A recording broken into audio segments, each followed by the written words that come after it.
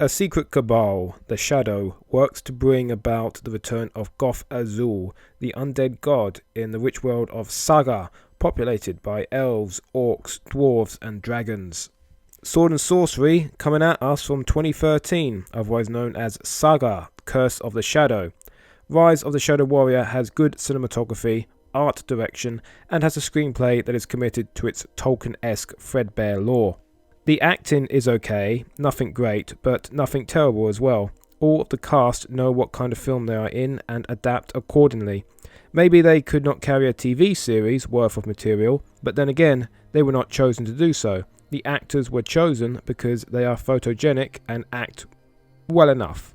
A generic score underwhelms and diminishes the immersion that other elements of the film were doing so well towards achieving.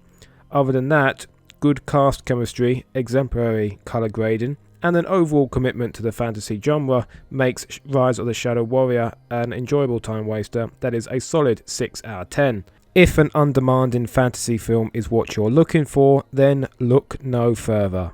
A battle-weary ex-Special Forces operative buys a ranch in remote American West to flee from the world, and encounters a strange series of trespassers, including a beautiful elf princess and a Native American mystic, and orcs.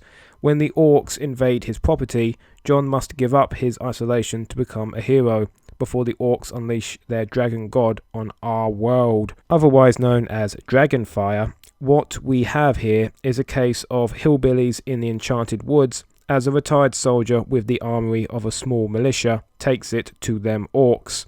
The result is a knowingly goofy and satisfyingly violent affair that looks cheap as hell but has a firm grasp on its tone and does entertain for the most part.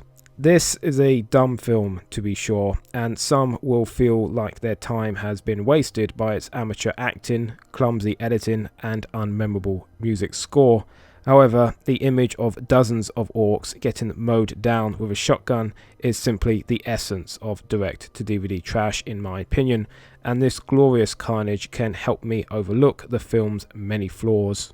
Orc Wars is trashy fun. It might feel a bit too Second Amendment at times, but their enthusiasm for the fantasy genre here is evident, and the orcs out of water dynamic was kind of charming. For its surprisingly bombastic action sequences, I would say it's worth a watch. King Henry II tests the loyalty and honour of his son Richard by sending him to a hellish prison. In prison, Richard must fight against adversaries representing the virtues of a knight. Bravissimo, Stefano Miller, he has returned. Unfortunately, he has brought with him an extremely opaque film that was way too ambiguous with its storytelling for its own good. Richard the Lionheart is an underlit and very boring slog that has some fantasy elements to it, but takes itself way too seriously to be any fun. Does not help that the performances are either flat or obnoxiously overkill, but that doesn't even matter though, because there is simply little to no plot here. A series of endurance tests for our stroppy prince protagonist that all pale in comparison to the endurance test that is watching this film. Add on top of that, terrible sound design, awkward editing, abysmal pacing, and only fleeting moments of gore and nudity, and what you have is simply a tedious experience that makes me pine for the golden era of Italian genre cinema than I could ever imagine. Do not watch Richard the Lionheart. It is not worth your time. Okay, let's wrap this up. Rise of the Shadow Warrior is a decent fantasy film that portrays a convincing fantasy world.